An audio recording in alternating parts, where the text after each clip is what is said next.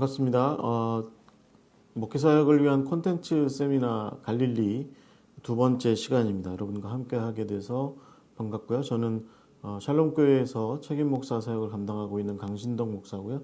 토비아에서도 우리 김덕지 목사님과 함께 더불어서 함께 사역하고 있습니다.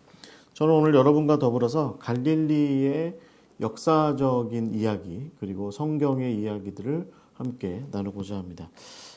제가 가능한 여러분이 지금 보고 계신 저희 토비아에서 제작해서 배포해드리는 교재를 중심으로 해서 이야기를 진행하려고 합니다. 그리고 PPT와 더불어서 함께 이야기를 진행하려고 합니다. 자, 이제 이야기를 좀 시작해 보도록 하겠습니다.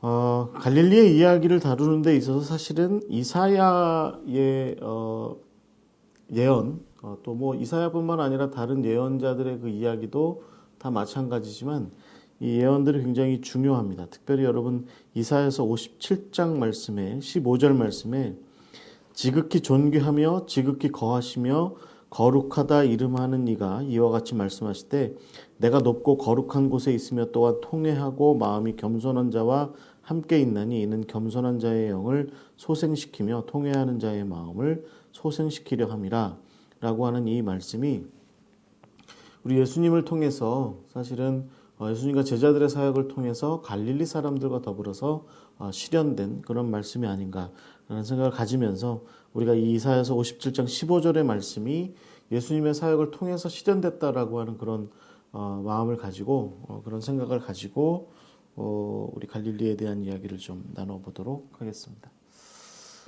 네, 여러분 지금 화면에 보시면 이게 이스라엘의 전반적인 지도인데요. 지형도죠, 지형도. 제가 지금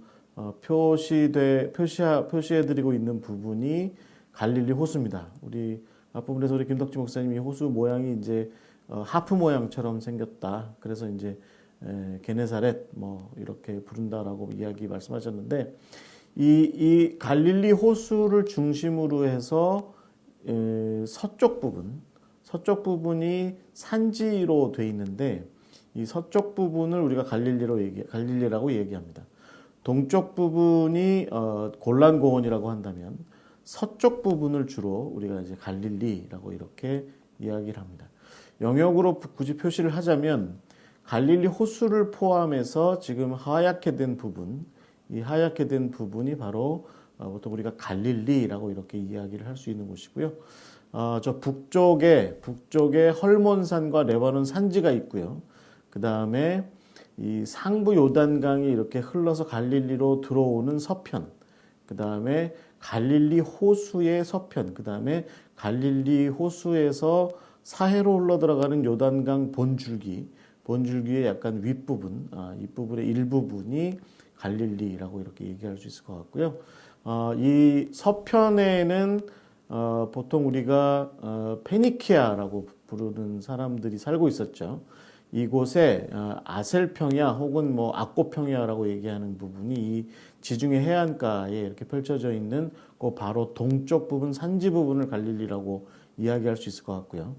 이 갈릴리 산지의 그 남쪽 부분, 지금 제가 가리키고 있는 부분이 이제 말하자면 이스라엘 골짜기인데 보통 골짜기라고 말하기보다는 이제 이스라엘 평원이겠죠. 골짜기는 약간 좀 스키토폴리스, 그러니까 수구도볼리 쪽으로 내려와서 있는 요단강 편으로 가는 쪽을 좀 골짜기라고 얘기하고요. 이쪽은 말하자면 대체적으로 이제 이스라엘 평원이라고 얘기하는데 지금도 이스라엘의 굉장히 중요한 곡창지대에 있는 굉장히 뭐 큰 평야 지역이죠. 이 평야 지역 바로 위쪽에 이제 말하자면 갈릴리 산지가 보통 우리가 갈릴리라고 부르는 지역이 이렇게 이렇게 위치해 있습니다. 전반적으로 한 400m에서 1000m, 400m에서 800m쯤 되는 그 구릉지대, 높은 어떤 그 산지 구릉지대로 이렇게 되어 있다라고 이렇게 보시면 될 것 같습니다.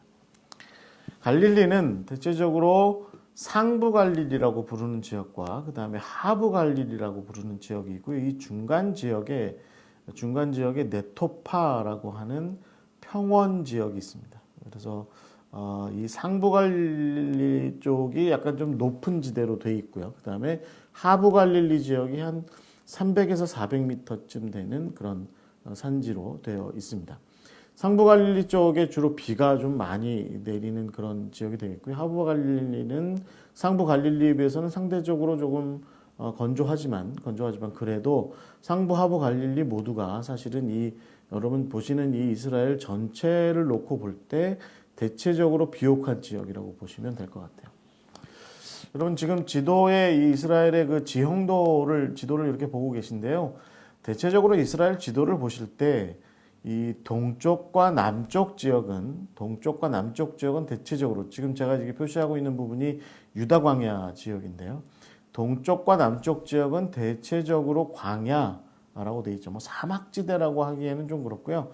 광야라고 얘기하는 그러니까 좀 메마른 지역이고 비가 적게 내리고 그래서 사람이 살기는 좀 어려운 그런 주거해서 살기는 어려운 지역이 이쪽 동남쪽에 주로 포진해 있고 이 중앙에 이제 산지가 이렇게 형성이 돼 있고요. 그래서 사마리아 산지, 뭐 유다 산지, 헤브론 산지 뭐 이렇게 산지가 되어 있고 이 산지 서쪽으로 쉐펠라라고 하는 낮은 경사면에 평야 지역이 형성이 돼 있고 그래서 블레셋 평야 뭐 그다음에 여기가 샤론 평야 뭐 그다음에 그 위에 이제 제가 말씀드린 악고 평야가 있고 이 갈릴리도 이제 이 산지로 구성되어 있는데 여러분 이 서쪽과 북쪽 그러니까 갈릴리를 포함한 서쪽과 북쪽은 대체적으로 좀 지금 여러분 보시기에도 녹색으로 좀 주로 돼 있죠. 그러니까 좀 아무래도 사람이 살기가 좋은 곳, 그런 곳이라고 보시면 될 것 같아요. 그러니까 대체적으로 동남쪽은 광야로 돼 있어서 사람이 살기는 좀 어려운 곳. 그러나 서북쪽은 사람이 살기는 좋은 곳. 그리고 먹고 살만한 곳, 뭐 어떤 물산이 좀 많이 나오는 그런 곳이라고 보실 수 있고요. 그곳에 이제 말하자면 갈릴리가 그 가운데에 그래도 이스라엘 전체, 팔레스타인 전체를 놓고 볼 때 이스라엘에서 가장 그래도 물산이 풍성하게 나오는 그런 곳이 바로 이 갈릴리라고 보시면 될 것 같습니다. 그러니까 뭐 여러분 지금 이렇게 이해하시면 될 것 같아요. 이 동남쪽은 주로 광야로 이루어져 있는데 성경에 생각보다 많은 어떤 하나님의 음성이 들려지고 하나님의 뜻이 펼쳐지고 하나님께서 이런 뜻을 갖고 계시다. 내가 내 백성 이스라엘을 위해서 이런 일들을 해야 되겠다라고 하실 때 주로 하나님께서 오시는 방향, 주로 그다음에 하나님께서 말씀하시는 곳은 이 동남쪽이고요. 보통 일반적으로 대적들이 일어나고 또 뭐라 그럴까요? 또 우상숭배가 발생하고 말이죠. 뭐 이런 일들이 주로 발생하는 곳은 서쪽과 북쪽이 되겠습니다. 주로 이제 대적들은 북쪽에서 내려오고 그다음에 서쪽에는 주로 이방 우상숭배 여러분 블레셋 같은 사람들이 이쪽에 주로 많이 살았잖아요.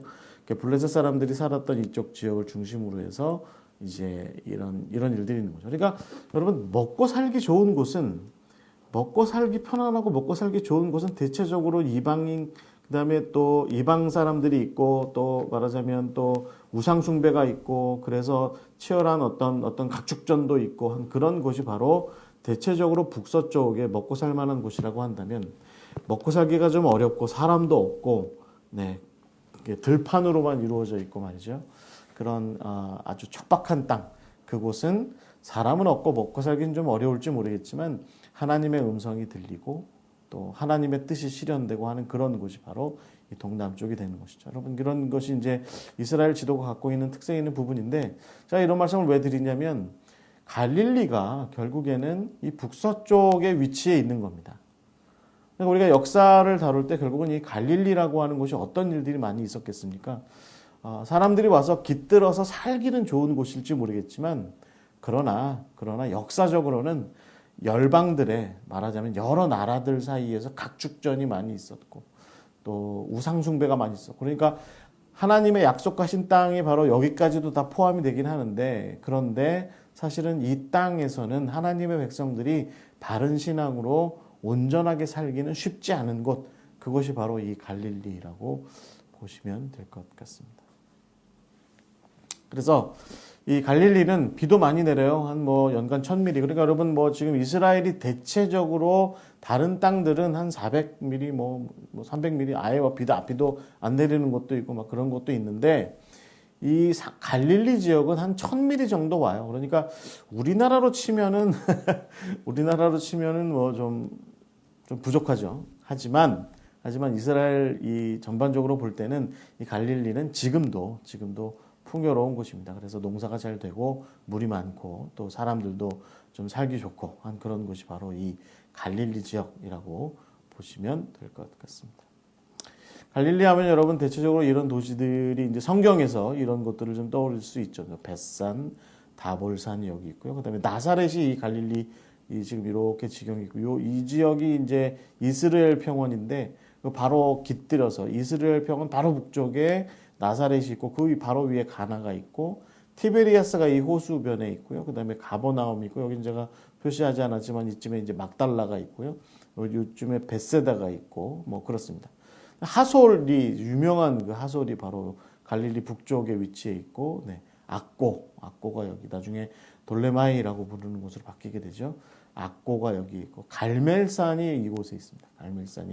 갈멜산 바로 아래쪽에 지금 제가 표시한 부분쯤에 무깃도, 무깃도가 이쯤에 네, 이렇게 표시가 돼 있죠. 그래서 대체적으로 성경에 나오는 지명들이 대체적으로 이런 위치에 있습니다. 그러니까 여러분 나사렛에서 보면 다볼산이 보이고 다볼산 바로 옆에 모래산이 보이고요.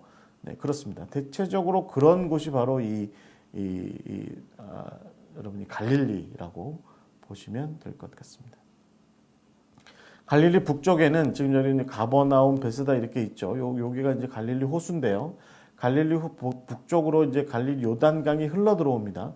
흘러 들어오는 곳을 쭉 넘어가면 메론 물가가 바로 여기 있고 지금은 물가라고 보기엔 좀 어려운 이제 물이 다 말라버렸죠. 메론 물가가 있고 하솔이 있고 그 위로 좀 올라가 보면 단이 있습니다. 여러분 여로보암 왕이 송아지상 만들어서 제단을 꾸렸던 단이 여기 있고요. 그 바로 옆에 얼마 떨어지지 않은 곳에 가이사라 빌립보가 위치해 있고 조금 위쪽으로 이제 헬몬산이 위치해 있습니다. 그러니까 지금 제가 이렇게 말씀드린 대체적인 이런 지역들이 바로 이 갈릴리 주변에 포진해 있는 것이죠. 그래서 여러분 이제 갈릴리를 보실 때 여러분 기억하셔야 되는 것이 뭐냐면 대체적으로 이런 어떤 지명들이 위치해 있는데 그래서 여러분 거라사, 벳세다, 그다음에 고라신, 가버나움, 그다음에 타브가 있고 그다음에 타브가 바로 옆에가 이제 긴네렛 지금 이제 키노사라고 부르는 곳이 있고요. 그다음에 막달라가 있고 티베리아스가 있고 세포리스가 좀 가까이 있습니다. 성경에는 세포리스가 등장하지 않는데 상당히 중요한 곳입니다. 세포리스가 있고 바로 옆에 나사렛이 있고요. 가나가 위치해 있는데 사실은 지금 우리가 방문하고 있는 가나는 제가 지금 표시한 세포리스 옆에 쪽에 이쯤에 위치해 있는데 지금 저희가 성경의 원래 지명상으로 얘기할 때는 아마 이 네토파 평원 북쪽쯤에 가나라고 하는 곳이 있었다라고 이렇게 보게 되고요. 악고가 있고 벳산, 가다라 이렇게 있습니다. 가이사라 빌립보는 저 북쪽에 있고요. 그래서 말하자면 아주 고대의 유명한 길이죠. 해안길, 군사 정치도로로서의 해안길이 이렇게 타고 내려와서 이렇게 가버나움 바로 옆을 지나서 막달라를 거쳐서 세포리스 옆을 통과해서 이렇게 넘어갑니다. 그렇게 되면 해안길이 이렇게 이어지게 되는 거죠. 이 길은 이제 여러분 잘 아시는 왕의 대로입니다. 킹스 하이웨이라고 얘기하는 이제 주로 무역상들이 주로 많이 다니는 이곳이 되겠고요. 그래서 왕의 대로에서 이렇게 갈릴리 호수 쪽으로 들어와서 갈릴리 호수를 타고 남쪽으로든 북쪽으로든 호수를 타고서 막달라를 거쳐서 악고를 넘어가는데 이 중간쯤에 이제 가나가 있게 되는 거예요. 그러니까 이 가나가 중간 물류기지 같은 그런 역할을 좀 하기도 했습니다. 이 북쪽으로 지나가는 어떤 도로나 남쪽으로 지나가는 도로 다 이 악고를 향해서 가게 되는데 이 악고를 향해서 가게 되는 중간 지역에 이제 가나가 이렇게 위치해 있었던 것이죠. 그래서 동서로도 말하자면 왕의 대로에서 지중해 해변 쪽으로 가는 도로들도 잘 발달돼 있고 그 다음에 어떤 군사 정치 도로지만 예수님 시절쯤 되면 아무래도 상업하는 사람들도 많이 다녔던 이 로마식의 도로가 잘 닦여져 있었던 해안길도 이렇게 이 갈릴리 호수변을 이렇게 통과해서 갈릴리를 통과해서 이제 이집트 쪽으로 이렇게 넘어가게 되는 그런 요충지 지역에 이 갈릴리 호수가 위치해 있었고 그 다음에 갈릴리라고 우리가 일반적으로 부르는 그런 곳이 위치해 있었습니다. 여러분 갖고 계신 그 교재 자료의 10페이지에 보시면 갈릴리가 사실은 그 역사 속에 이름이 등장하게 된 것은 좀 이 말씀은 좀 먼저 들어야 될 것 같아요. 갈릴리는 글쎄요, 우리로 치면 중국 전체 역사, 중국 중심의 아시아 역사에서 우리로 치면 어디 뭐 경상도 어디쯤, 전라도 어디쯤, 네, 뭐 전주, 나주, 뭐 이런 곳이라고 치면 그 지역적으로는 뭐 굉장히 중요한 역할을 했던 그런 곳일지 모르겠지만 전체 그 근동의 역사에서 놓고 볼 때는 갈릴리는 아주 시골 중에 시골. 네. 그러나 뭐 이렇게 중간에 이제 그 해안길이 치고 지나가기 때문에 이렇게 통과해서 지나가기 때문에 아마도 이제 역사적으로 여러 가지 일들을 많이 겪을 수밖에 없었던, 잘 알려지지 않았지만 역사적인 일들을 좀 많이 겪을 수밖에 없었던 그런 일들. 그러니까 전쟁도 좀 많이 겪고요. 여러분 아마겟돈이 이제 요한계시록에 나오는데 아마겟돈이 어디예요? 무깃도잖아요. 이 무깃도가 바로 갈릴리 바로 아래쪽에 이렇게 위치해 있었고 하니까 갈릴리라고 하는 것은 결국은 먹고 살기는 굉장히 좋을지는 모르겠지만 갈릴리 호수에서도 물고기도 많이 나고 말이죠. 먹고 살기는 좋은 곳일지 모르겠지만 이름이 많이 알려지지 않은 반면에 역사적으로는 어려움도 많이 겪었을 만한 곳, 그런 곳이 바로 갈릴리라고 보시면 될 것 같아요. 역사적으로 볼 때는 갈릴리는요, 대체적으로 아주 오래전부터 사람들이 와서 살았습니다. 지금 제가 좀 그 서두에 좀 그런 말씀을 드린 것처럼 갈릴리가 호수도 있고 또 그다음에 농지도 잘 개발돼 있고, 지금 이제 여러분 이 그림에 보시는 것이 아마 갈릴리 북쪽, 그러니까 갈릴리가 본격적으로 개발되기 전에 북쪽을 상상해서 고대인들이 살았을 법한 곳에 상상해서 그린 건데요. 여기 아래쪽이 아마 베세다 평원일 것 같고요. 이쯤이 아마 제가 보기에는 아마 뭐 가버나움이 좀 있었을 것 같고, 저쪽이 막달라일 것 같아요. 이 뒤가 이제 아르벨산, 그다음에 여기가 이제 아르벨 골짜기인데 상상도로 그런데 제가 이 그림 보니까 잘 그렸더라고요. 그러니까 이 갈릴리가 본격적으로 개발되기 이전에도 이곳은 물도 있고 또 농지로 사용하기도 좋고 하니까 사람들이 많이 와서 살았습니다. 그리고 아무래도 이 갈릴리 산지가 이 아르벨 골짜기 같은 곳으로 이렇게 들어가 보면 굉장히 외지입니다. 외진 곳이 많아요. 그러니까 전쟁이나 전투 상황이 만약에 발생하게 되면, 정치적으로 좀 어려운 상황이 발생하게 되면 여기 숨어 들어와서 살기도 좋은 곳이 바로 갈릴리였습니다. 그래서 아주 선사시대 아주 오래전부터 사람들이 와서 살았습니다. 그리고 역사의 시대로 넘어오게 될 때 최초에는 이 지역을 히타이트 사람들이 주로 관리해요. 그래서 여러분 아브라함이 살 때 햇사람이 와서, 햇사람들이 그곳에 살 때 아브라함이 그 햇사람한테 막벨라 굴을 사고 그러잖아요. 자기 아내 장례 치르기 위해서. 그러니까 햇사람이라는 히타이트 사람이죠. 히타이트 사람들이 주로 이곳에 와서 아마 주전 한 2000년부터 한 1500년 그때까지는 영향력을 많이 행사합니다. 그런데 주전 15세기, 그러니까 우리가 보통 출애굽 시기라고 보통 알고 있는 그 시기쯤에 투트모세가 이집트를 다스리던 시절에, 그러니까 뭐 그다음에 라암세스가 등장하고 말이죠.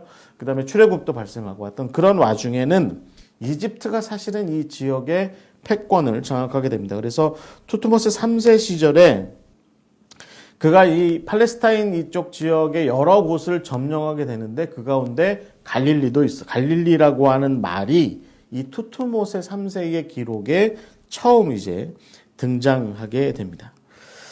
그리고 나서는 여러분 주로 이 갈릴리라고 하는 곳은요, 역사 속에서 그닥게 뭐 이렇게 중요하게 다루어지는 곳은 아니었습니다. 그렇지만 이 땅을 지배하던 사람들은 이 갈릴리의 중요성을 알고 있었어요. 중요성. 왜냐하면 도로가 이렇게 지나가니까. 그래서 이 도로가 지나쳐가는 그 곳에 어떤 그 말하자면 요새 같은 것을 세웠는데요. 대표적인 요새가, 제가 아까 우리가 그 해안길이 이렇게 지나간다고 말씀드렸죠. 해안길이. 그 해안길이 지나가는 곳에 요새가 하나 있었는데 대표적인 요새가 바로 하솔입니다. 하솔. 그 다음에 무깃도가 이렇게 배치되어 있었죠. 그래서 이쪽 지역은 열강이 이제 군사적인 도로로 많이 싸워서 왔다 갔다 하니까 이 지역의 패권을 가진 사람들이 특히 무깃도, 하솔도 그렇고 대표적으로 무깃도에다가 요새를 많이 세워요. 여러분 무깃도의 순례를 한번 가보시면 이곳에 요새를 세우는 이유가 있다. 한눈에 앞에 이스라엘 평원이 쫙 한눈에 보이니까요. 그래서 이 무깃도가 딱 이렇게 위치해 있고요. 무깃도를 통과해야 이쪽 해안길을 거쳐서 이집트로 이렇게 넘어갈 수 있습니다. 근데 여러분 이제 흥미로운 것은 이집트 세력이 람세스 이후에 신왕국의 이제 람세스 이후에 급격히 몰락하게 됩니다. 이게 왜 그러냐면 청동기 시대가 급격하게 몰락해요. 청동기 시대가 급격하게 몰락하게 되면서 소위 그 바다 사람들이라는 일종의 저쪽 미케네 쪽에 그리스 쪽에 있던 사람들이 이쪽 지역으로 내려오게 되거든요. 그러면서 하여튼 여러 가지 가설이 있긴 하지만 청동기 문화가 급격하게 몰락하고 소위 철기 시대가 이제 이렇게 등장하기 시작하는데 그 와중에 이 갈릴리 일대는 일단 이쪽 여러분 지금 화면에 보시는 악고 지역의 페니키아 사람들과 그 다음에 이 하솔과 이쪽 동쪽 골란 지역 그 다음에 이쪽 아래쪽에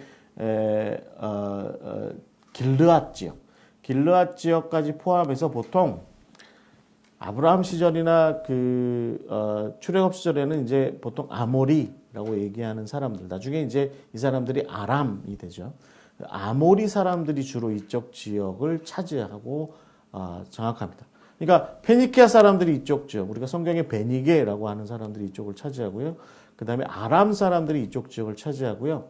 그 다음에 이제 가나안 족속들이 이 갈릴리 일대에서 주로 이렇게 살게 돼요. 그러면서 이렇게 작은 소위 말해서 도시국가라고 얘기하기는 좀 작은데 토파크라고 얘기하는 작은 도시국가들을 형성해서 산지 곳곳에 흩어져서 이렇게 살게 됩니다.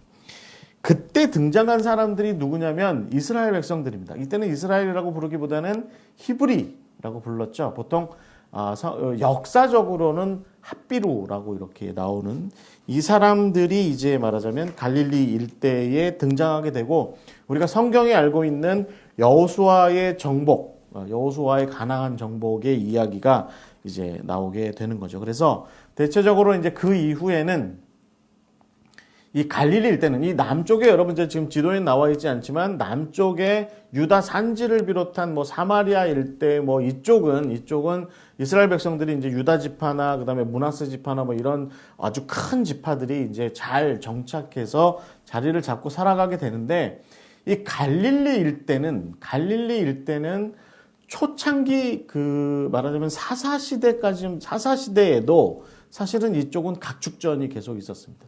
특히 블레셋 사람들이 이 무깃도 일대를 차지하고 있었습니다. 무깃도와 이스라엘 평연과 벳산 일대를 길보아산 이런 일대를 차지하고서 무역로를 거의 장악하다시피 하고 있었던 상황이기 때문에 이 갈릴리 일대는 사실은 우리가 알고 있는 아셀 지파라든가 스불론 지파라든가 납달리 지파라든가 이런 사람들이 차지하고는 땅을 받기는 했지만 그러나 제대로 정복해서 이스라엘 하나님의 백성으로서의 이스라엘 사람들의 제대로 된 땅이다라고 얘기하기는 좀 어려운 그런 시절을 보내게 되죠. 그렇지만 어찌됐든 여호수아에 의해서 이제 실로에서 땅을 이렇게 제비뽑기를 통해서 나누어서 이스라엘의 12지파가 갖게 될 때, 즉 이 갈릴리 일대는 악고평야 지역은 아셀 지파, 그 다음에 갈릴리 산지 일대는 납달리, 그 다음에 하부 갈릴리의 특히 이스라엘 골짜기 쪽, 그쪽은 이사갈 지파, 그 다음에 스불론 지파가 하부 갈릴리 지금 우리가 알고 있는 나사렛이라고 부르는 그쪽 지역을 주로 이제 차지해서 이 땅에서 이제 소위 이스라엘 백성들이 정착해서 이제 살아가게 됩니다. 그러나 여러분 이 지역은 여전히 아모리 사람들, 아니면 페니키아 사람. 페니키아 사람들은 근데 뭐 사실은 뭐 이렇게 정복 전쟁이나 뭐 땅을 차지하고 하나 이런 일들에는 별다른 관심이 없었어요. 왜냐하면 이 두로나 시돈 지역의 비블로스 뭐 이쪽 지역에 살았던 페니키아 사람들은요, 이 갈릴리 쪽에 관심을 갖기보다는 오히려 지중해에 관심을 많이 가졌죠. 그래서 무역을 좀 많이 했죠. 그래서 우리가 많이 알고 있는 뭐 이탈리아라든가 뭐 그리스 일대라든가 특히 북아프리카의 대표적인 곳이 어디입니까? 카르타고 같은 곳에 식민지 도시들을 건설해서 지중해 일대의 무역을 장악하는 일을 더욱더 중요하게 여겼던 사람들이 이 사람들이고요. 그래서 바다 사람들이라고 보는 게 더 맞고요. 대체적으로 이 갈릴리 일대는 아모리 사람들과 블레셋 사람들과 그 다음에 이스라엘 백성들 사이에 일종의 말하자면 각축전이 많이 있었죠. 그래서 여러분 뭐 여선지자 드보라라든가 뭐 이런 사람들의 그 사사 이야기의 스토리가 다 대체적으로 이쪽 지역에서의 전투 상황들을 좀 많이 이야기하게 되는 걸 여러분 우리가 알 수 있습니다. 그러나 이스라엘이 여러분 이후에 본격적으로 왕국으로서 이제 발전하게 되죠. 이스라엘 백성들이 그 누구죠? 사무엘한테 가서 우리에게도 왕을 주십시오라고 얘기하니까 사무엘이 별로 안 하고 싶은데 하나님께서 원치 않으실 텐데 하지만 필요하다면 해보자라고 해서 이제 사무엘에 의해서 사울이 세워지고 그 다음에 여러분 우리가 알고 있는 것처럼 다윗이 이제 이렇게 등장하게 되죠. 그래서 다윗 시절에 여러분 지금 제가 다윗의 영토 전체, 다윗과 솔로몬 시대의 영토 전체를 제가 다 이렇게 표시하지는 않았지만 갈릴리 일대를 좀 우리가 좀 볼 필요가 있습니다. 페니키아, 그러니까 성경에 베니게라고 하는 사람, 그러니까 베니게라고 하는 사람들, 그러니까 여러분 그 두로 왕 누구예요? 그 히람 같은 사람들이 다윗하고는 돈독한 관계를 형성하죠. 그다음에 솔로몬이 여러분 예루살렘의 그 성전을 짓게 될 때 히람 왕이 뭐 백향목, 바벨론의 백향목을 잔뜩 갖다 주기도 하잖아요. 그래서 베니게는 대체적으로 영역으로 볼 때 살아 있습니다. 그다음에 블레셋도 여전히 살아 있고요.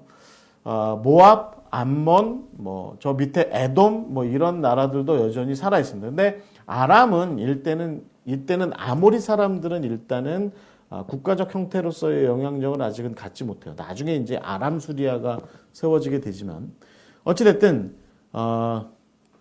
제가 생각하기에는 지금까지 서기 2020년까지 이르기까지 이스라엘 민족의 전체 역사로 놓고 볼 때 그 사람들이 가장 큰 땅을 차지했던 시절, 그 시절이 다윗과 솔로몬의 시절인데 그때의 이 갈릴리 일대는 제대로 이제 이스라엘의 다윗과 솔로몬의 어떤 다윗 왕조의 영토로서 확실하게 이제 이렇게 자리를 잡게 되죠. 여러분 대표적으로 솔로몬 같은 경우는 이 갈릴리 일대에 특히 이 왕의 대로가 이렇게 지나가는 이 지점에 그 해안길이 지나가는 지점에 우리가 알고 있는 솔로몬의 철병거성, 그러니까 예루살렘, 게셀, 그 다음에 또 어디하고, 그 다음에 이 무깃도, 그 다음에 하솔, 이런 곳에다가 철병거성을 만들잖아요.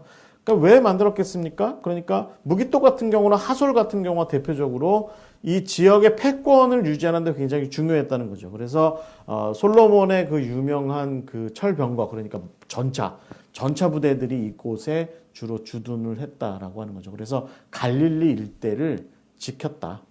영향력을 대단하게, 이제 갈릴리의 영향력은 솔로몬과 다윗 시절에는 이제 이스라엘에게 분명하게 있었다라고 하는 거죠. 지금 여러분 화면에 보시는 것이 무깃도입니다. 무깃도. 솔로몬이 이제 이 요새를 만들죠. 그다음에 여기에다가 자기의 철기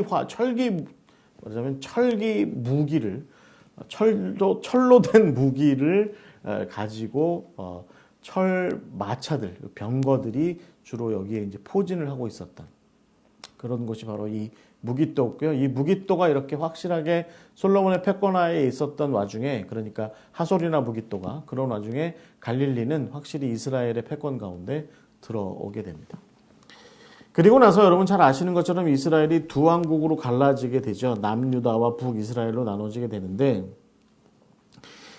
이게 이제 우리가 성경의 이야기로, 그러니까 열왕기상하와 역대기상하를 가만히 읽어보면 아무래도 다윗 왕조를 중심으로 해서 얘기를 했기 때문에 남유다 왕국을 중심으로 다루게 돼요. 그리고 북이스라엘은 하나님 보시기에 별로 좋지 않은 나라들, 왕들 이렇게 주로 얘기를 하는데, 그러나 여러분 오므리 왕조나 그다음에 예후 왕조, 거기 특히 이제 여러분 여로보암 2세 뭐 이런 북이스라엘의 왕들 있잖아요. 특히 여러분 그 요나의 시대라고 얘기하는 여로보암 2세 뭐 이런 왕들이 다스리던 시절은요, 확실히 북이스라엘이 강했습니다. 그래서 여러분 성경엔 나오지 않지만 아합 왕 같은 경우는 나중에 여러분 지금 여기 화면에 보시는 그 킹덤 오브 아람 다마스커스, 그러니까 아람 수리아 왕국이 본격적으로 세워지게 되었을 때 이 북이스라엘이 서로 연맹을 맺어가지고 아직 아시리아가 번창하기 전에 동맹을 맺어요.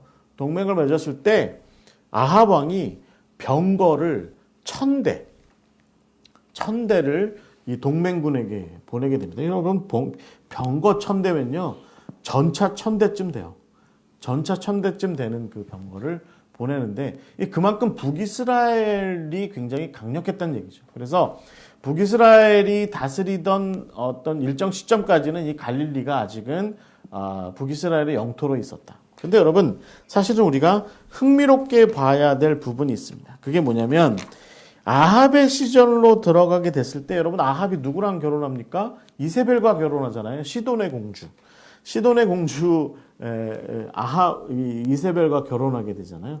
이세벨이 시집 올 때 뭘 갖고 옵니까? 바알신과 아세라신을 가지고 오죠. 그래서 북이스라엘의 사마리아가, 특히나 이 아합의 그 왕궁이 있었던 사마리아가 이 바알신을 숭배하는 중심 도시가 되게 되잖아요. 흥미로운 얘기죠. 그러니까 여러분 이 갈릴리 일대는 이미 어떻게 됐다는 얘기일까요? 갈릴리 일대는 이 베니키아의 신들, 그 다음에 이 아람의 신들의 각축전, 여호와의 신과 더불어 이미 종교적으로는 이미 다 뒤섞여 있었던 곳이 바로 아마 이 갈릴리가 아니었을까, 갈릴리 일대가 아니었을까 이렇게 생각을 해봅니다.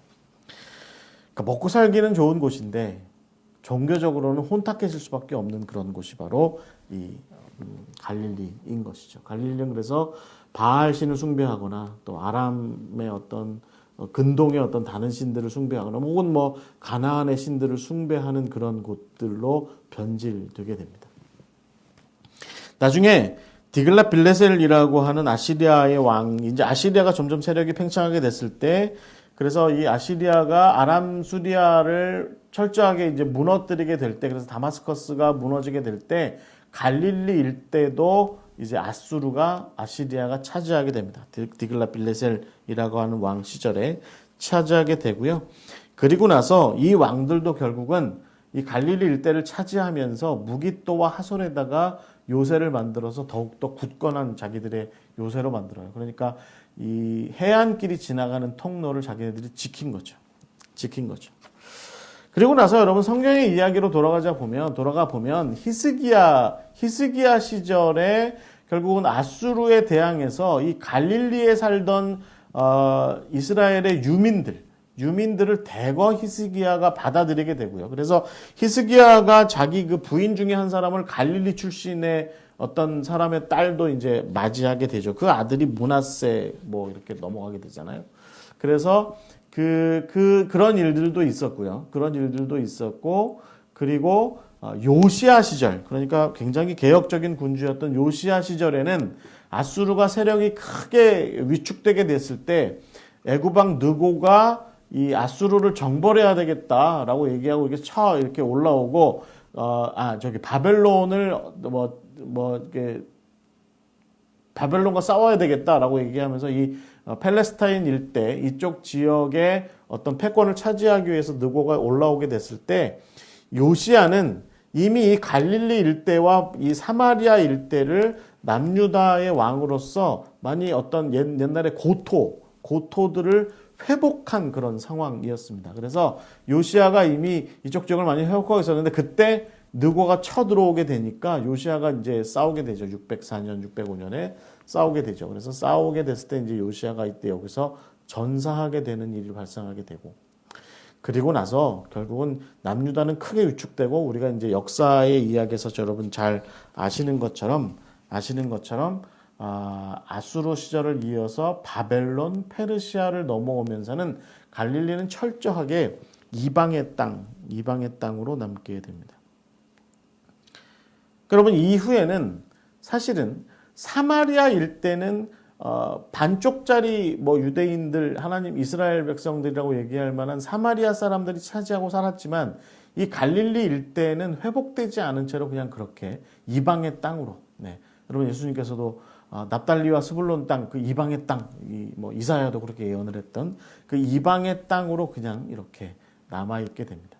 훗날 이제 여러분 그 수룹바벨을 비롯한 그 다음에 에스라와 느헤미야의 이야기들 뭐 학개나 스가랴 같은 선지자들의 이야기를 통해서 우리가 알 수 있게 되는 것처럼 이 사람들이 이제 바벨론의 포로로부터 돌아와서 이제 말하자면 유다라고 하는 독립적인 어떤 페르시아의 어떤 일부 이제 속국이긴 하지만 독자적인 어떤 자치 체제로서 발전을 서서히 하게 될 때에도 이 갈릴리는 여전히 이방의 땅으로 남아 있게 됩니다.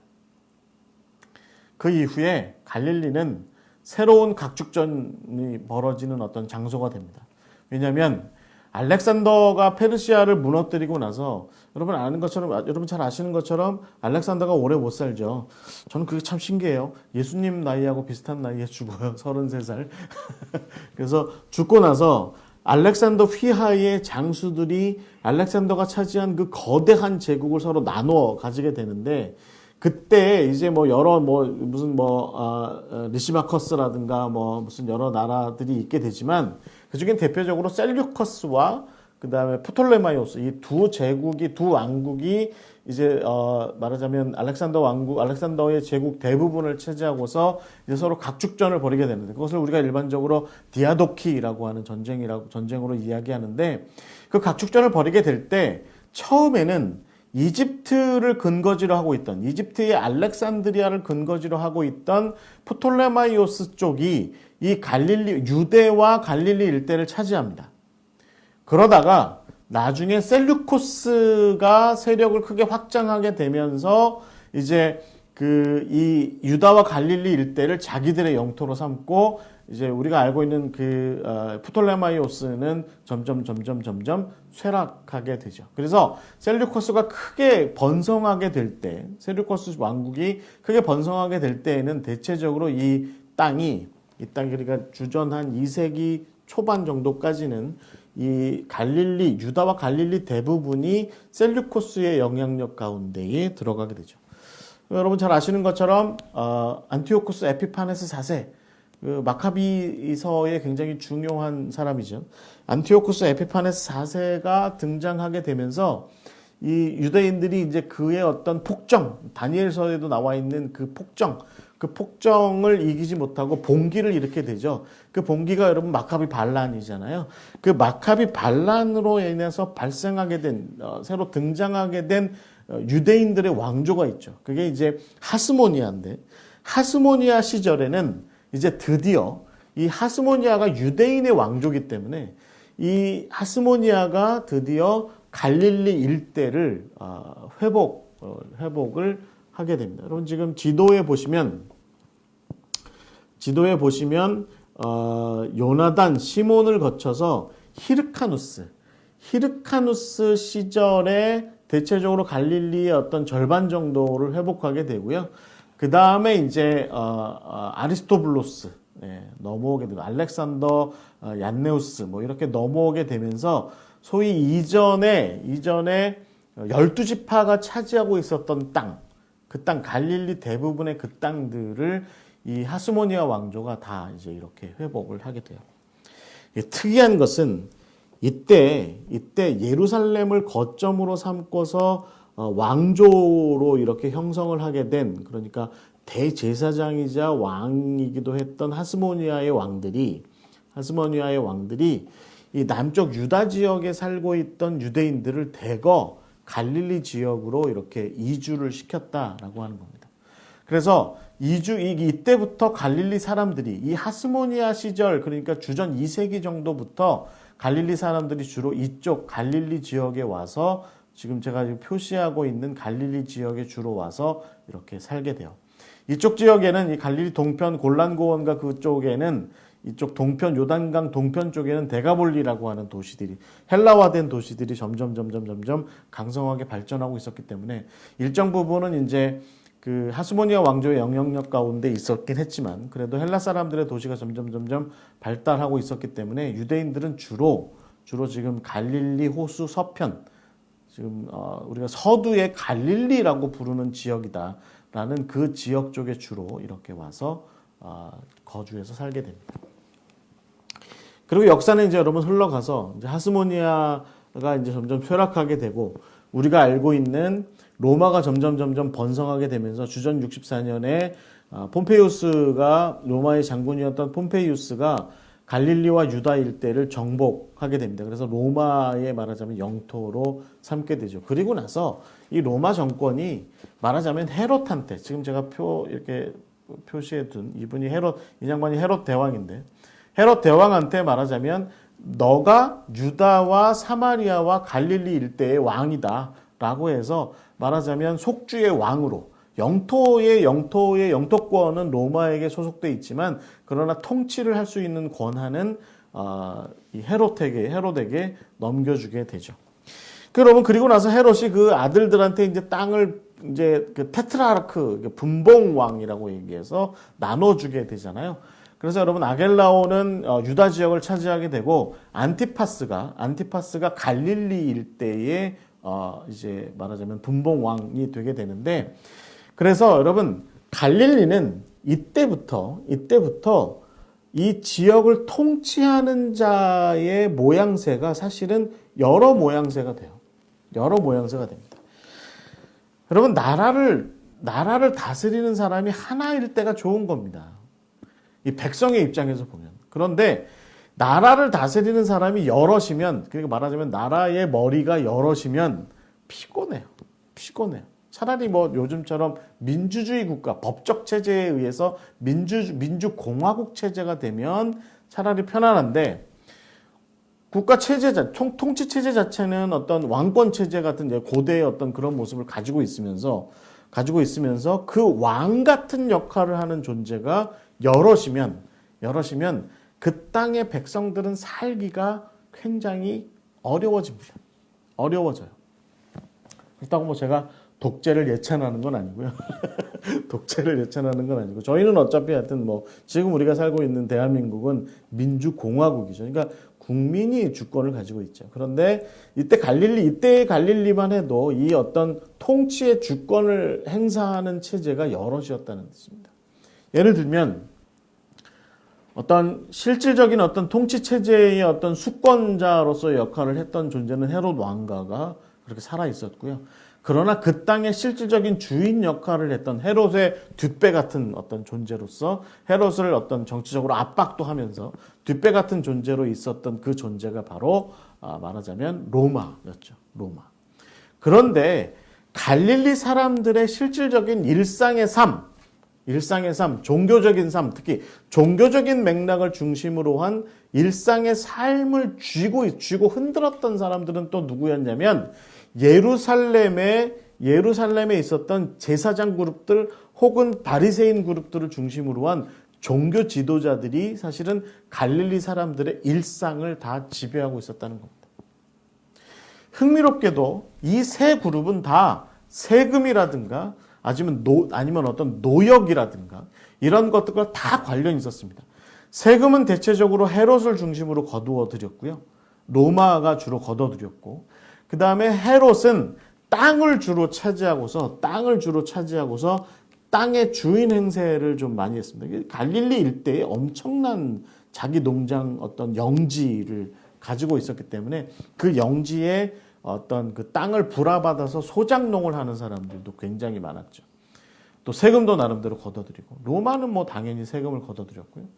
그 다음에 어떤 노역 같은 거 로마가 또 많이 시켰죠.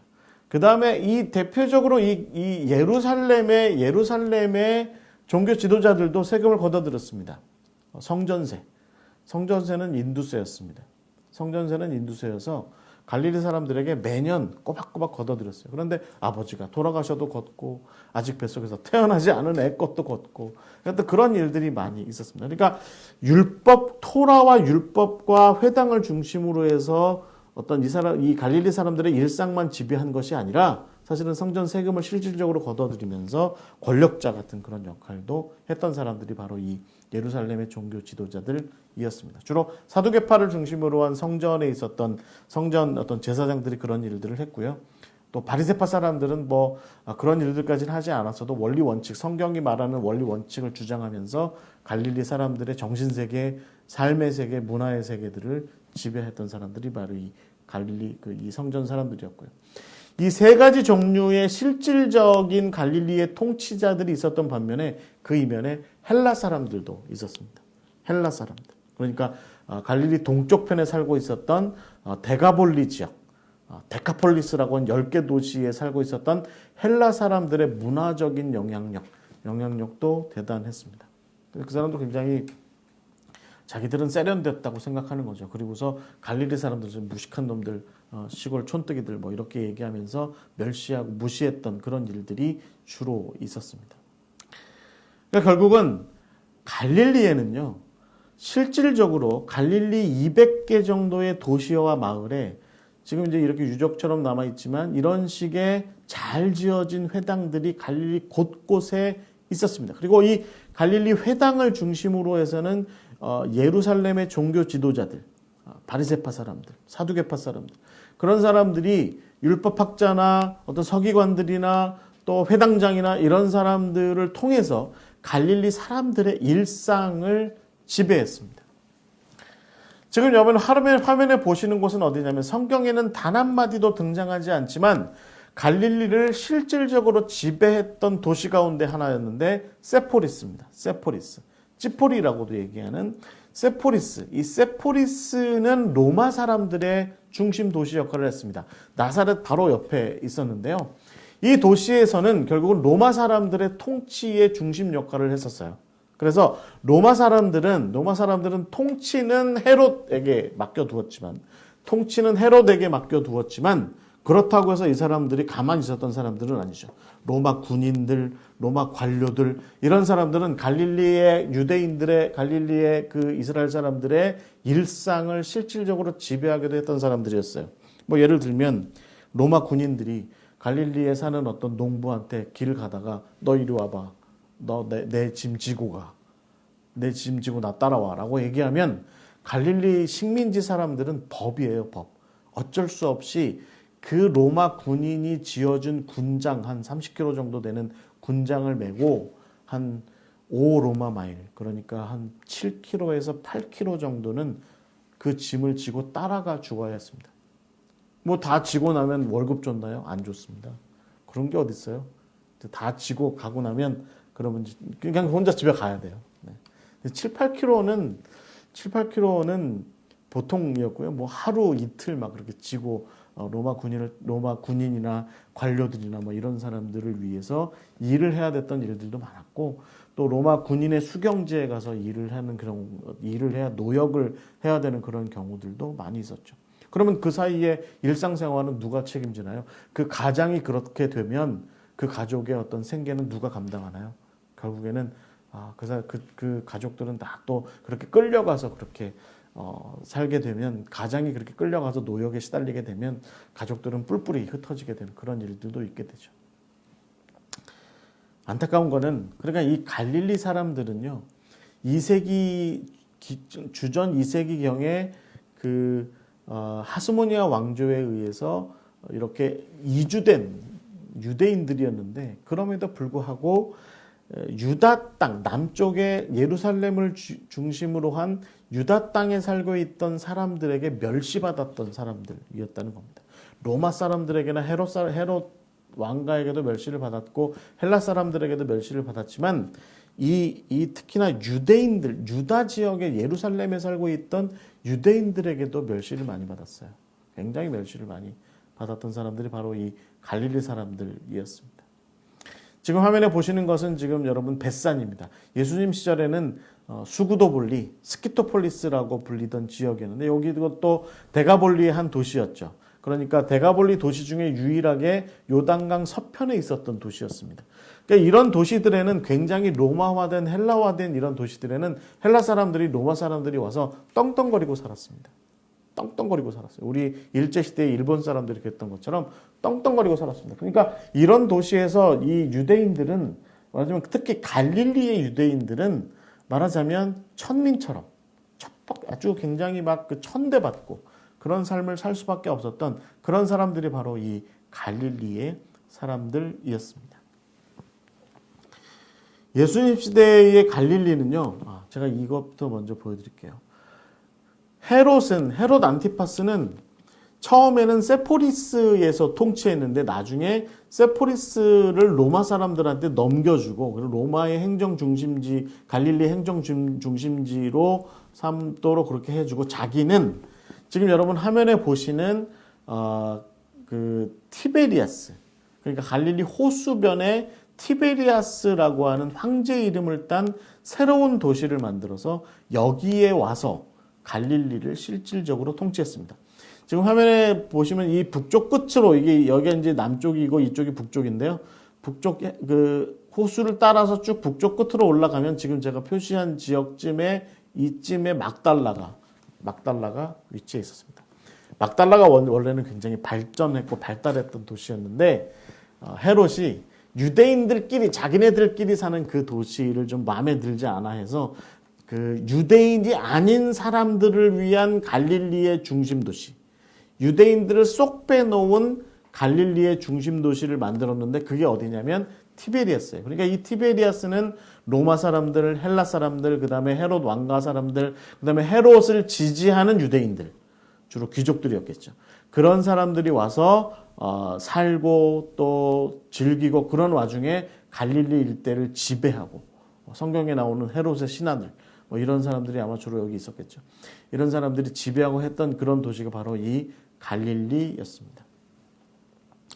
예수님 시대로 넘어오게 되면 이 유다 지역의 유다 지역의 행정 구분이 이렇게 돼 있었습니다. 그 살로메 그 헤롯의 딸 중에 살로메가 있었는데 살로메가 이건 뭐 여러분 헤롯 세례 요한을 죽인 살로메하고는 다른 살로메입니다. 이 살로메의 영지가 따로 있었고요. 그 다음에 유대 지역은 주로 아겔라오가 다스렸고 사마리아까지 해서 갈릴리와 이 베레아 지역을 헤롯 안티파스가 다스렸습니다. 그 다음에 이 가울란티스 이 위쪽 지역 가이사라 빌립보가 있었던 이 가울란티스 위쪽 지역을 헤롯 빌립이라는 분봉왕이 다스렸습니다. 페니키아가 옆에 있었고요. 대가볼리가 이렇게 깊숙하게 이렇게 들어와 있었죠. 유대인들은 주로 이 티베리아스, 여기가 지금 제가 표시한 곳이 티베리아스인데 티베리아스 이쪽 지역부터 가울란티스 접경 지역 조금 넘어서 베세다 일대까지 그 정도의 유대인들이 주로 모여서 이 호수 주변에 살았고요. 그 다음에 이쪽 갈릴리 북쪽 산지, 그러니까 상부 갈릴리와 하부 갈릴리 일대의 산지에서 주로 이렇게 유대인들은 와서 살았습니다. 여러분 이게 이제 그 나사렛에 가시면 예수님은 수태고지 교회 지하에 있는 발굴된 갈릴리 예수님 시대의 갈릴리의 집이에요. 이 집은요 대체적으로 이런 식이었습니다. 그러니까 뭐 말하자면 동굴을 좀 파고 들어간 그런 집, 반동굴집 뭐 이렇게 얘기할 수 있을 것 같아요. 그 어떤 부분은 벽돌로 좀 이어붙이기도 하고 해서 동굴로 파고 들어간 그런 집에서 주로 살았던 사람들이 나사렛 사람들이었는데 이 나사렛에서 뭐 요셉과 마리아가 살았을 법한 이 나사렛의 이런 집의 형태가 사실은 갈릴리의 산지에 살고 있었던 상부 갈릴리와 하부 갈릴리의 주로 어떤 마을들, 작은 마을들에 살았던 사람들의 대체적인 집 형태가 이랬습니다. 나사렛에 가시면 또 그 나사렛에 그 우리로 치면 민속촌 같은 곳이 있는데 거기에 이제 관광객을 위해서 예수님의 아버지 그 요셉이 목수 생활했는데 목수가 아마 대체로 이러고 살았을 거다라고 이제 이런 장비를 좀 갖춘 목수의 집이 하나 있는데요. 저는 이거 구현 잘 해놓은 것 같아요. 그러니까 그때의 예수님의 아버지 그 요셉의 목수 생활이라고 하는 것이 그 그러니까 헬라어로 테크톤인데 이 나무만 다루는 것이 아니라 돌도 다루었죠. 돌도. 그러니까 여러분 뒤에 이런 돌도 깎아서 이제 어떤 게 벽돌 같은 것도 좀 만들고 뭐 이런 일들도 같이 했는데 그렇다고 굉장히 발달된 그러니까 로마인들의 그 무슨 예를 들어서 여러분 무슨 뭐 하드리아누스 개선문이니 무슨 티투스 개선문이니 이런 화려한 어떤 로마의 건축물들을 지을 법한 뭐 하여튼 로마인들의 어떤 빌라 같은 멋진 집들을 짓는 그런 정도의 능력을 가진 어떤 그런 기술자는 아니었고요. 대체적으로 여러분 제가 이렇게 화면에 보여드린 이 정도의 집들을 수선하고 보수하는 정도의 역할을 할 수 있었던 그런 목수 역할을 했을 것이 아마 그 예수님의 그 집안의 목수로서의 어떤 기술적인 능력이 아니었을까 그런 생각을 좀 가져봅니다. 갈릴리 여러분 지금 화면에 보시면 갈릴리 이 가버나움의 집이에요. 가버나움은 그래도 조금 발달된 도회지였죠. 한 3,000명 정도 살았습니다. 3,000명 정도 사는 그런 조금 어떤 그 좀 큰 도시였죠. 그러니까 뭐 나사렛이 한 200~300명 살았다고 한다면 10배나 큰 곳이었으니까 이제 도시라고 부를 만한 곳인데 그런 곳은 이 집들이 이렇게 잘 다듬어진 벽돌집, 그러니까 돌을 쌓아 올린 우리 제주도의 집들 같은 그런 곳이었습니다. 그러나 여러분 고고학자들이 주로 얘기하기는 이런 집들에 회를 바르지는 않았대요. 그러니까 우리로 얘기하면 그 시멘트로 벽을 바르는 그런 벽을 바르는 우리로 치면 벽지를 바르는 뭐 그런 일들까지는 하지 않은 정도 수준의 그런 자잘하게 돌을 틈새는 잘 막은 그런 집들을 짓고 이렇게 살았을 거다라고 이렇게 보통 얘기를 합니다. 갈릴리 호수에서 발견된 배입니다.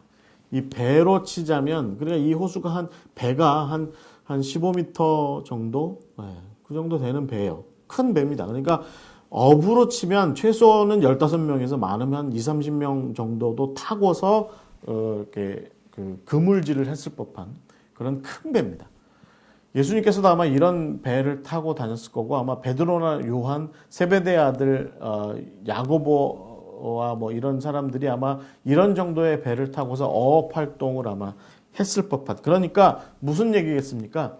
배에 선주가 있었을 거다라고 생각을 할 만한 그런 정도의 큰 배죠. 그러니까 배가 이렇게 크다는 얘기는 뭐겠습니까? 갈릴리에 어업 활동이 그러니까 아주 거대한 어업 활동이 있었고요. 갈릴리에서의 물고기를 잡아들이는 어획량은 대단했습니다. 그래서 막달라 같은 곳에서 잡은 물고기를 재가공 처리하는, 염장을 한다든지 뭐 훈제를 만든다든지 하는 그런 재가공 처리를 하는 그런 곳이 발달했을 정도로 갈릴리의 어업 활동은 대단했습니다. 그러니까 갈릴리는 여러분 기본적으로 농업 활동이 주를 이루었고요. 그리고 갈릴리 호수를 중심으로 한 어업 활동과 2차 제조 활동. 그 다음에 여러분 농업에서도 여러분 대표적으로 무슨 그런 올리브 같은 거 따게 되면 그 기름을 어떤 착유를 해가지고 그 기름을 어떤 그 올리브유를 판매하는 그런 일들의 어떤 그 1차 산업과 2차 산업까지도 나름대로 잘 발달했던 곳이 갈릴리였는데 문제는 뭐냐면 그런 갈릴리의 통치 구조가 너무 복잡하고 갈릴리 사람들 자체가 시골뜨기 취급을 너무 받았던 터라 그래서 결국에는 이 갈릴리에 사는 사람들이 천대받았던 것이 사실이었다라고 하는 겁니다. 그래서 예수님 시대의 이 갈릴리 사람들은요, 암하레츠, 땅의 사람들이라는 우리로 표현하면 뭐라고 얘기해야 될까요? 땅끄지? 땅끄지 같은 그런 표현으로 땅이나 파먹고 사는 사람들 뭐 이런 식의 표현으로 이렇게 천대를 받았던 그런 사람들이 이 갈릴리에 있었던 갈릴리 사람들이었습니다. 그런 곳에 예수님께서 오신 거죠. 정리를 하자면 여러분 지금까지 제가 역사적인 맥락을 쭉 말씀드리고 예수님 시대의 갈릴리가 이런 모습이었을 것이다 라고 이렇게 생각을 해보면 그런 천대받는 사람들이 있는 곳, 그 다음에 열강이 서로 각축절을 벌이느라 그 땅의 사람들이 어떻게 굶어가는지, 어떻게 죽어가는지, 어떻게 힘들어하는지는 도무지 관심도 없었던 그 갈릴리 땅, 그 땅 사람들에게 예수님께서 오셨다라고 하는 겁니다. 마가복음 1장에 보시면 요한이 잡힌 후에 예수께서 갈릴리에 오셨다. 그래서 그 갈릴리에서 하나님의 복음을 전파하여 이르시되 때가 찼고 하나님의 나라가 가까웠으니 회개하고 복음을 믿으라 라고 이렇게 선포를 하셨던 그런 곳이 바로 예수님께서 오신 곳이 바로 갈릴리라고 하는 것입니다. 그럼 여러분 그런 갈릴리에 오셔서 예수님께서 갈릴리 사람들을 위해서 사역하셨다라고 하는 것은 저는 굉장히 중요한 의미가 있다고 봐요. 그러니까 예루살렘을 중심으로 한 유다 땅에 그 높은 곳에 살고 있는 그 사람들에게 예수님께서 사역하러 가신 것이 아니라 낮고 천한 곳에 있는 갈릴리 사람들이 사는 그곳에 예수님께서 오셨다라고 하는 그것이 우리가 굉장히 집중해서 바라봐야 하는 아주 주의 깊게 바라봐야 되는 그런 포인트였고, 예수님께서는 그 낮은 곳 갈릴리, 바닷물의 높이보다 낮은 곳에 있는 그 갈릴리, 그곳에 사는 사람들, 땅에 사는 사람들보다 더 낮은 곳에 사는 비천한 사람들이 있는 그 갈릴리, 비천하고 가난해서 하나님께 탄원하고 하나님의 의의를 구할 수밖에 없었던 그런 갈릴리 사람들이 있는 그곳에 예수님께서 오셨다라고 하는 겁니다. 예수님께서는 그곳 갈릴리 사람들과 더불어서 함께 어울리셨습니다. 여러분 마태복음 1장 19절에 보시면 인자는 와서 먹고 마시매 사람들이 말하기를 보라 먹기를 탐하고 포도주를 즐기는 사람이요 세리와 죄인의 친구로다.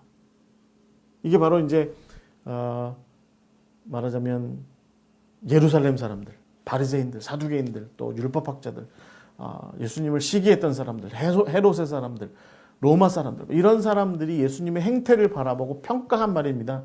보라 먹기를 탐하고 포도주를 즐기는 사람이요 세리와 죄인의 친구로다. 예수님께서는 세리와 그 갈릴리 그곳에서 죄인 취급당하고 이방인 취급당하고 했던 그 사람들과 더불어서 함께 먹고 마시며 그들에게 친구가 되어 주셨던 분이 바로 예수님이셨다라는 겁니다. 여러분, 이 마태복음에 예수님께서 하신 말씀 정말 유명한 말씀이 있잖아요. 마태의 그 마태의 잔치집에서 예수님께서 그 사람들한테 이렇게 말씀하시잖아요. 내가 병든 자에게 의원이 필요한 것처럼 죄인들에게 내가 필요하기 때문에 내가 그들에게 왔다.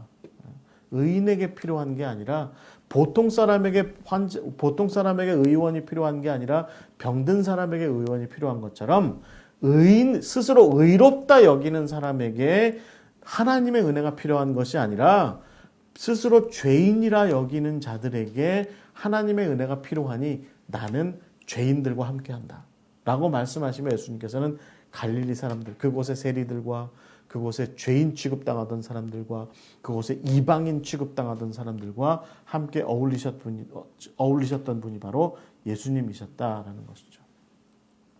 그뿐 아닙니다. 예수님께서는 그곳 그 갈릴리 사람들에게 말씀하시기를 나를 따라오라. 나를 따라오라.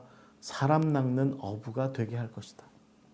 라고 말씀하시면서 낮고 천한 사람들, 그 천한 사람들을 부르셔서 제자를 삼으시고 그리고 그들로 더불어서 하나님의 나라를 선포하고 하나님의 나라의 능력을 전하는 일꾼들로 세우신 그곳이 바로 갈릴리다라는 것입니다. 예수님께서는 갈릴리 사람들과 더불어서 제자 공동체를 형성하세요. 예수님께서는 가버나움과 벳세다 같은 곳에 가셔서 제자 공동체를 형성하셨습니다. 그리고 그들과 더불어서 그들을 각 곳에 파송하시면서 하나님의 나라를 전하시고 하나님의 의의를 선포하시고 함께 할 수 있는 공동체를 형성하신 그곳이 바로 갈릴리다라는 것이죠. 여러분 신기한 것은 그리고 나서 이 갈릴리에서 예수님께서는 결국 이 갈릴리에서 예수님께서는 이제 당신의 제자의 공동체를 형성하시고서 제자들과 더불어서 십자가의 길을 선언하셨다라는 것이죠.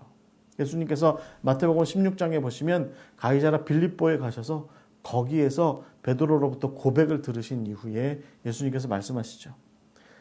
예루살렘에 올라가서 장로들과 대제사장들과 서기관들, 그러니까 갈릴리 사람들처럼 낮은 사람들이 아니라 스스로 고귀하고 스스로 의롭다 여기는 스스로 높은 곳에 앉아있는 그런 대제사장들과 장로들과 서기관들에게 많은 고난을 당하시고 죽임을 당하시고 그리고 나서 거기에서 3일 만에 다시 부활하셔서 다시 제자들에게 나타날 거다라고 하는 그것을 말씀하신 그곳이 바로 갈릴리다라는 것입니다.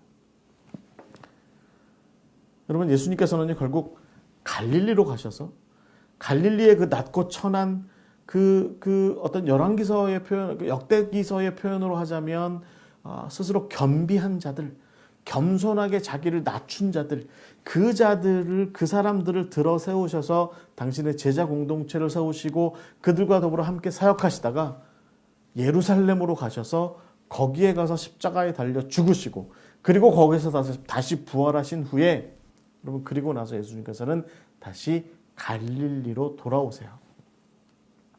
마태복음 16장에 보시면 이렇게 말씀하시죠. 내가 살아난 후에 너희보다 먼저 갈릴리로 갈 것이다. 이것이 바로 예수님의 갈릴리의 사역입니다. 여러분 흥미롭지 않습니까?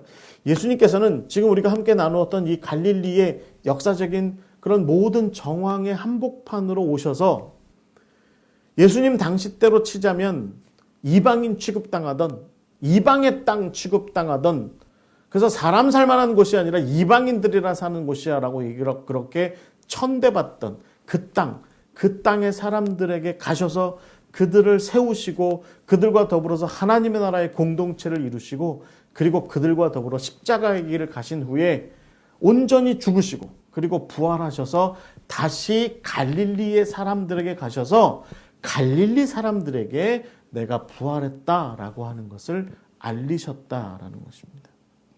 여러분 이것이 결국은 예수님의 사역의 참 모습이에요. 그러니까 여러분 예수님의 사역은 예수님의 우리가 정말 중요하게 여기는 십자가의 죽으심과 부활의 사역은 갈릴리가 감싸고 있는 겁니다. 예수님의 갈릴리 사역이 감싸고 있는 거예요. 그러니까 예수님의 십자가의 죽으심과 부활은 갈릴리에서 시작하셔서 예루살렘의 십자가에서 완성하신 후에 다시 갈릴리로 돌아오셨다라고 하는 것이 합당한 모습인 거죠. 합당한 모습인 거죠. 그래서 여러분 갈릴리는 예수님의 사역지였습니다. 예수님의 십자가와 죽으심과 부활이 궁극으로 최종적으로 완성되어 다시 선포된 곳이 바로 갈릴리다라는 것이죠. 여러분 오늘 우리가 이제 이 갈릴리 이야기를 함께 나누는데 여러분 어떠세요? 갈릴리 역사적인 맥락, 성서적인 맥락을 한번 살펴보시면 갈릴리는 예수님 시절쯤에 와서 보면 완전히 이방의 땅입니다. 이방의 땅이에요. 어둠이 깃들어져 있는 곳입니다.